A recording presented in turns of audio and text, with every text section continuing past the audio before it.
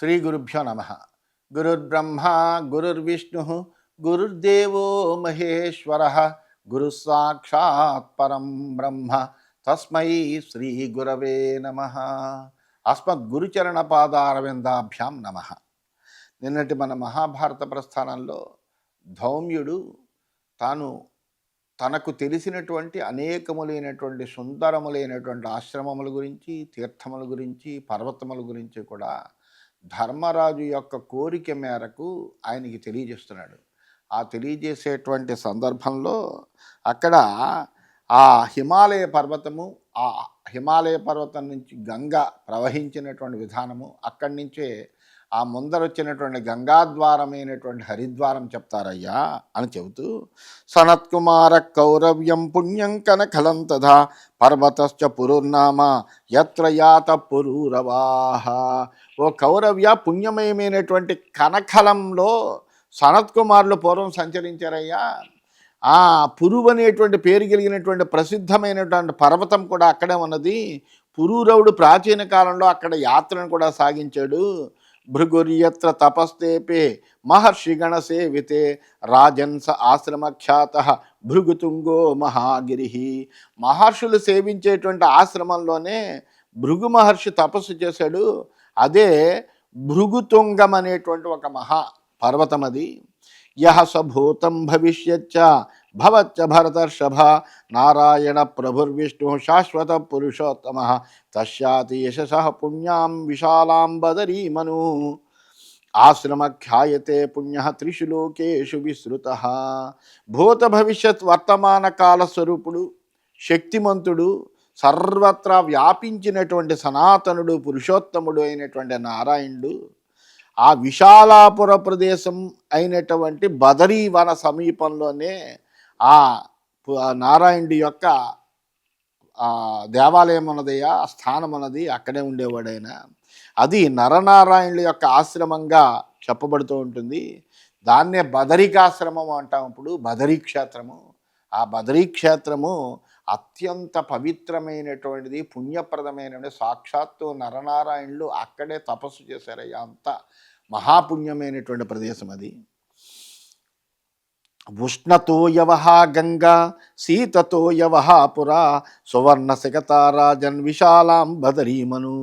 పూర్వకాలం నుంచి ఆ విశాలాపురిలో బదరికాశ్రమ సమీపంలో కలిగినటువంటి గంగా నది వేడి నీరు, చల్లనీరు కలిగి ప్రవహిస్తోంది. అటువంటిది అది అక్కడ ఇసుక బంగారంలా మెరుస్తూ ఉంటుంది. అక్కడ ఉండేటువంటి ఇసుక ఎలా ఉంటుందంటే బంగారు వర్ణంలో మెరుస్తూ ఉంటుంది. గొప్పదైనటువంటి ఉష్ణకుండం అక్కడ ఉన్నది, అలాగే శీతలకుండం కూడా ఉన్నది. అందువలన ఉష్ణ ప్రవాహము ఉంటుంది అక్కడ, శీతల ప్రవాహం ఉంటుంది గంగానదికి. ఋషయో యత్ర దేవాశ్చ మహాభాగా మహోజస ప్రాప్య నిత్యం నమస్యంతి దేవం నారాయణం ప్రభుం యత్ర నారాయణో దేవ పరమాత్మా సనాతన తత్ర కృష్ణం జగత్సర్వం తీర్థాన్యాయతనాని చ. అక్కడ మహాభాగులైనటువంటి తేజోవంతులైనటువంటి మహర్షులు ప్రతిరోజు వెళ్ళి ఆ నరనారాయణుడికి నమస్కారం చేస్తారు. సనాతనుడైనటువంటి నారాయణుడు అక్కడే కొలువు తీరి ఉంటాడు. తత్పుణ్యం పరమం బ్రహ్మ తత్తీర్థం తత్తపోవనం తత్పరం పరమం దేవం భూతానాం పరమేశ్వరం. ఆ బదరికాశ్రమం అనేటువంటిది గొప్ప పుణ్యక్షేత్రమయ్యా, పరబ్రహ్మ స్వరూపము. అక్కడే తీర్థాలు, తపోవనాలు, పరమేశ్వరుడు కూడా అక్కడే ఉన్నారు. అటువంటి అద్భుతమైనటువంటి ప్రదేశం. శాశ్వతం పరమం చైవ ధాతారం పరమం పదం యం విదిత్వా న శోచంతి విద్వాంసః శాస్త్రదృష్టయః తత్ర దేవర్షయ సిద్ధాః సర్వే చైవ తపోధనాః. అక్కడ ప్రాచీనుడైనటువంటి పరబ్రహ్మ, పరమపదము ఉన్నాయి. దేన్ని తెలిసి శాస్త్రచక్షువులైనటువంటి విద్వాంసులు దుఃఖించకుండా ఉంటారో ఆ ప్రదేశం ఇదేనయ్యా. దేవర్షులు, సిద్ధులు, తపోధనులు అందరూ కూడా ఇక్కడే నివసిస్తూ ఉంటారు. ఆదిదేవో మహాయోగి యత్రాస్తే మధుసూదన పుణ్యానామపి తత్పుణ్యం అత్ర తే సంశయోస్తుమా ఏతాని రాజన్ పుణ్యాని పృథివ్యాం పృథివీపతే కీర్తితాని నరశ్రేష్ఠ తీర్థాన్యాయతనాని చ ఏతాని వసుభిః సాధ్యైః ఆదిత్యైర్మరుదశ్విభిః ఋషిభిర్దేవకల్పైశ్చ సేవితాని మహాత్మభిః చరన్నేతాని కౌంతేయ సహితో బ్రాహ్మణర్షభై భ్రాతృభిశ్చ మహాభాగై ఉత్కంఠాం విహరిష్యసి. మహాయోగి అయినటువంటి ఆదిదేవుడైనటువంటి నారాయణుడు ఇక్కడే వెలిసాడు. అది పవిత్రమైనటువంటి ప్రదేశాల్లోకెల్లా అత్యంత పవిత్రమైనటువంటి ప్రదేశం. ఈ విషయంలో ఏమీ సందేహం లేదయ్యా రాజా.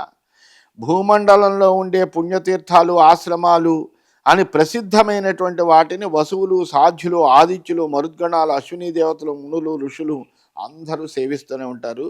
నీవు శ్రేష్టమైనటువంటి బ్రాహ్మణులతోటి, సోదరులతోటి ఈ ప్రదేశాల్లో కనుక సంచరిస్తే కనుక అర్జునుడిని కలవాలి అనేటువంటి నీ తపన, అంటే అర్జునుడి వియోగంతో బాధపడుతున్నావు చూసావా, ఆ బాధ అంతా కూడా శమిస్తుంది.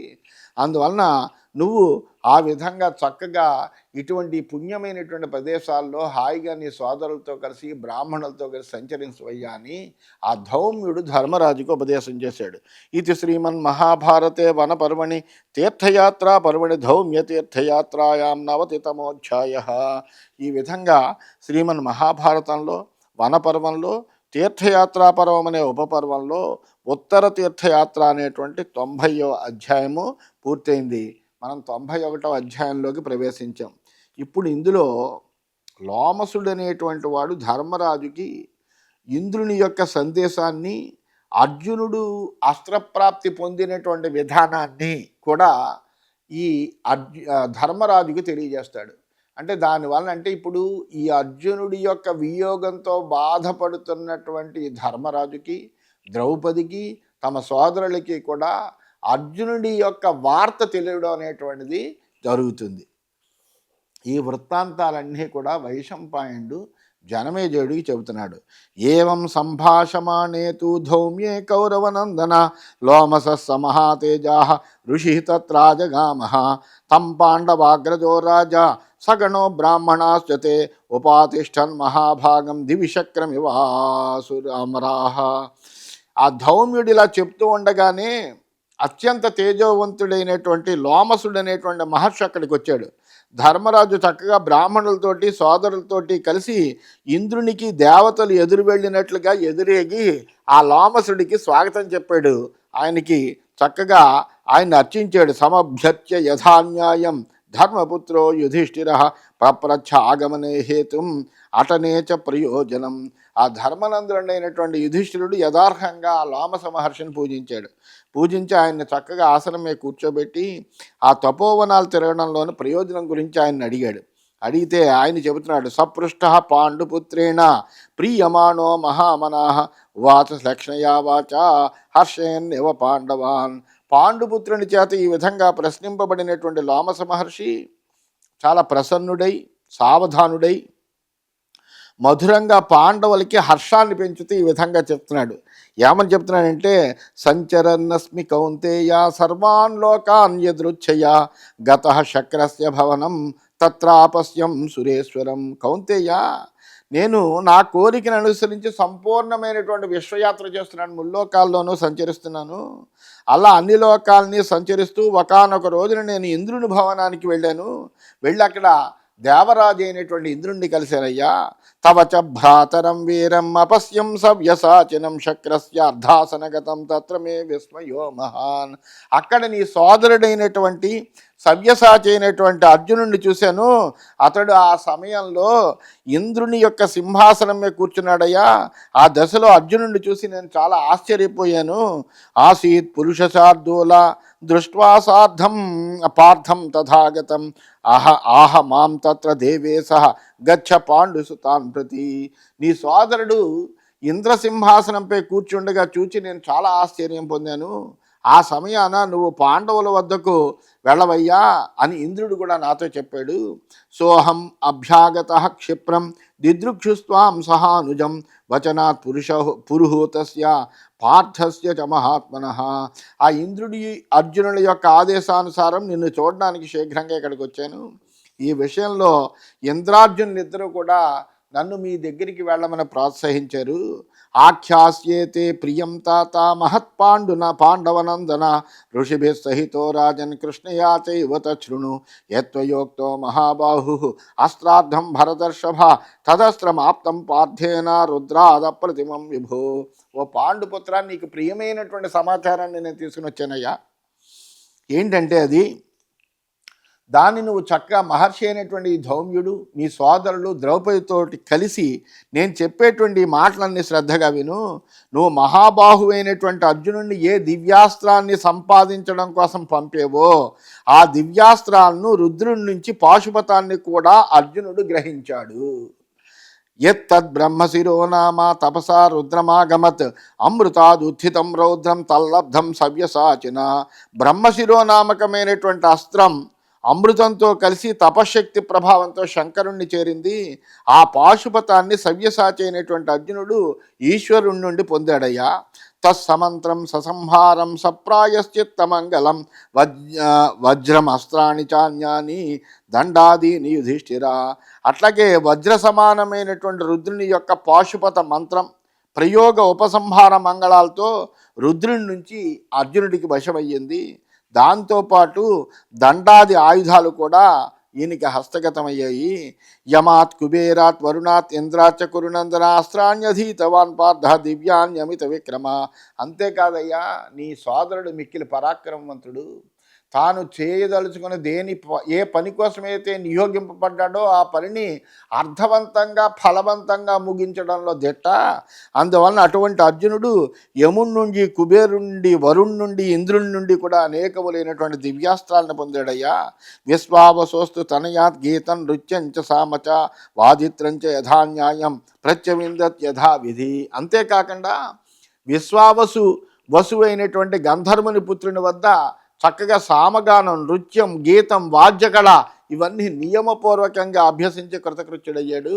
ఏవం కృతాస్త్ర కౌంతేయ గాంధర్వం వేదమాప్తవాన్ సుఖం వసతి భీభత్సు అనుజస్య అనుజస్తవా. ఆ విధంగా అస్త్ర విద్యలో నిపుణుడవడమే కాకుండా గాంధర్వ వేదాన్ని కూడా నేర్చుకున్నాడు. భీమసేనుడికి తరువాత తమ్ముడైనటువంటి అర్జునుడు అక్కడ చాలా సుఖంగా ఉన్నాడు. అతని గురించి నువ్వేమీ బాధపడక్కర్లేదు. యదర్థం మాం సురశ్రేష్ఠ ఇదం వచనమ బ్రవీత్ తచ్చతే కథయిష్యామి యుధిష్ఠిర నిబోధమే. దేవరాజు అయినటువంటి ఇంద్రుడు నీ కొరకు ఈ విషయాలన్నీ తెలియజేయమని నన్ను నీ దగ్గరికి వెళ్ళమన్నాడు. అందువల్ల ఇప్పుడు నేను అవన్నీ కూడా అతడు పంపించిన సందేశాన్ని ఇప్పుడు నీకు వివరంగా చెప్తాను వినవయ్యా. భవాన్ మనుష్యలోకేపి గమిష్యతి న సంశయ బ్రూయాత్ యుధిష్ఠిరం తత్ర వచనాన్మే ద్విజోత్తమ ఆగమిష్యతి తే భ్రాత కృతాస్త్ర క్షిప్రమర్జున సురకార్యం మహత్కృత్వా యథశక్యం దివౌకసాం తపసాపి త్వం ఆత్మానం యోజయ భ్రాతృభిः సహ తపసో హి పరన్నాస్తి తపసా విందతే మహాత్. మీరందరూ కూడా తిరుగుతూ భూలోకానికి చేరతారు కదా. నా విజ్ఞప్తి మేరకు ధర్మరాజు దగ్గరికి వెళ్ళి ఈ విధంగా విన్నవించండి అని ఇంద్రుడు చెప్పాడు. నీ సోదరుడైనటువంటి అర్జునుడు అస్త్ర విద్యలో మేటయ్యాడయ్యా. దేవతల కార్యభారం అతని మీద ఉంచబడింది. దేవతలు కూడా దాన్ని సాధించలేరు.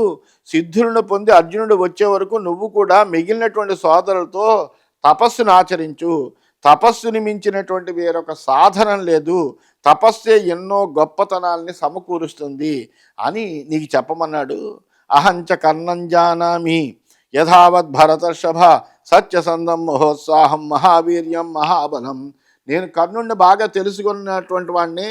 అతడు సత్యప్రతిజ్ఞ కలిగినటువంటి వాడు, ఉత్సాహవంతుడు, పరాక్రమవంతుడు, మహాబలుడు, మహాహవేష్వప్రతిమం మహాయుద్ధ విశారదం మహాధనుర్ధరం వీరం మహాస్త్రం వరవన్యనం మహేశ్వర సుత ప్రఖ్యం ఆదిత్యతనయం ప్రభుం తథార్జున మతిస్కంధం సహజోల్బణ పౌరుషం న స పార్థస్య సంగ్రామే కళామర్హతి షోడశీం యచ్చాపి తే భయంకర్నాత్ మనసిస్థమరిందమ తచ్చాపి అపహరిష్యామి సవ్యసాచే సాచిన్యుపాగతే యచ్చతే మానసం వీర తీర్థయాత్రామిమాం ప్రతి సమహర్షి లోమసస్తే కథయిష్యత్య సంశయం. చాలా సంగ్రామాల్లో అతనికి సమానుడైనటువంటి వాడు ఎవడు కనిపించలేదు. అంత గొప్ప ధనుర్ధరుడు కర్ణుడు, యుద్ధ విశాలుడు, అస్త్రశస్త్రాలని తెలిసినటువంటి వాడు, శ్రేష్ఠుడు, సుందరమైనటువంటి వాడు. అలాగే మహేశ్వరుడు పుత్రుడైనటువంటి కార్తికేయుడితోటి పరాక్రమంలో సమానుడైనటువంటి వాడు, సూర్యుడికి పుత్రుడు, శక్తిశాలి అయినటువంటి వీరుడు. ఆ విధంగా అర్జునుడి గురించి అలాగే అర్జునుని గురించి కూడా నేను తెలుసుకున్నాను. కర్ణుడు అటువంటి వాడని నాకు తెలుసు. అలాగే అర్జునుడి గురించి కూడా నేను తెలుసుకున్నాను. ఇతడు విక్రమంలో కార్తికేయుడిని మించినటువంటి వాడు. యుద్ధంలో కర్ణుడు అర్జునుడిలో 16వ వంతు కూడా కాదు. ఏ విషయాన్ని అనుసరించి కర్ణుని విషయంలో నీకు భయం ఉందో అదంతా అర్జునుడు తిరిగి రాకతో సమసిపోతుందయ్యా. అందువలన తీర్థయాత్ర విషయంలో నీకే మనస్సంకల్పం ఉందో దాన్ని గురించి కూడా ఈ మహాత్ముడు వివరిస్తాడు. యచ్చకించిత్ తపోయుక్తం ఫలం తీర్థేషు భారత బ్రహ్మర్షిరేష బ్రూయాత్తే శ్రద్ధేయం చ నచాన్యథ. తీర్థాల్లో ఏవి తపస్సుకు అనుగుణంగా ఉంటాయి వాటిని అన్నిటినీ కూడా లోమస మహర్షి నీకు వివరిస్తాడు. వారిపై విశ్వాసం ఉంచు, సంశయ బుద్ధిని నువ్వు విడిచిపెట్టు అని ఇంద్రుడు నీకు చెప్పమన్నాడయ్యా. అందువలన నువ్వు ఏ కర్ణుడి గురించి, ఏ భీష్ముడి గురించి, ఏ ద్రోణాచార్యుడి గురించి యుద్ధంలో భయపడుతున్నావో ఇప్పుడు వాళ్ళ గురించి నువ్వు భయపడవలసినటువంటి అవసరం లేదు. ఎందుకంటే నీ సోదరుడైనటువంటి అర్జునుడు నీ ఆదేశం మేరకు వెళ్ళినటువంటి వాడే గొప్పవైనటువంటి దివ్యాస్త్రాలని అట్లాగే ఈశ్వరుణ్ణి మెప్పించే పాశుపదాస్త్రాన్ని కూడా సంపాదించాడు. అందువలన నువ్వు ఎంత మాత్రమో కూడా దాని గురించి బెంగపెట్టుకోవాల్సిన అవసరం లేదు అని తెలియజేశాడు. ఇది శ్రీమన్ మహాభారతే వనపర్వణి తీర్థయాత్రా పర్వణి లోమస సంవాదే 91తమోధ్యాయ.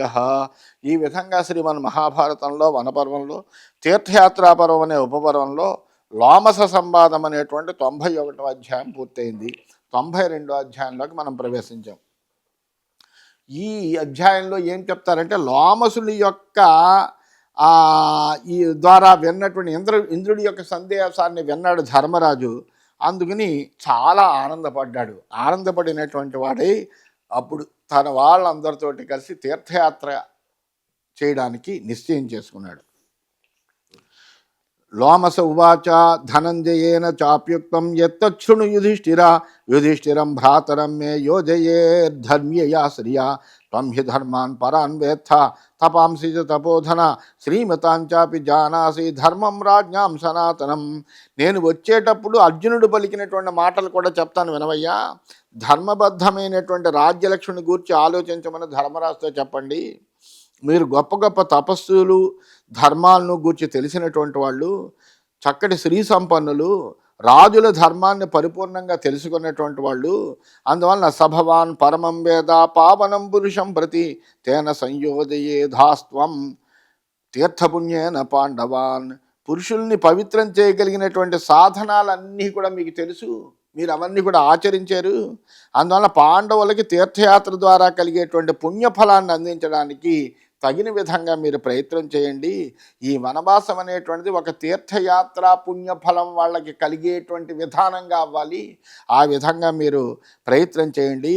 యథా తీర్థాని గచ్చేత గాశ్చ దద్యా సపార్థివ తథా సర్వాత్మనా కార్యం ఇది మాం అర్జునో బ్రవీత్. ఆ యుధిష్ఠిరుడు నా గురించి విచారిస్తూ ఉండకుండా చక్కగా తీర్థయాత్రలన్నీ కూడా చేసుకుంటూ గోవులను దానం చేసేటట్టు అన్ని విధాలుగా మీరు ప్రయత్నం చేయండి అని అర్జునుడు నాతో పలికాడయ్యా. భవతా చానుగుప్తోసో చరే తీర్థాన్ని సర్వసా రక్షోభ్యో రక్షితవ్యశ్చ దుర్గేషు విషమేషు చ. అందువలన మీరు అందరూ కూడా సురక్షితులై ఉండి తీర్థయాత్రలు చెయ్యండి.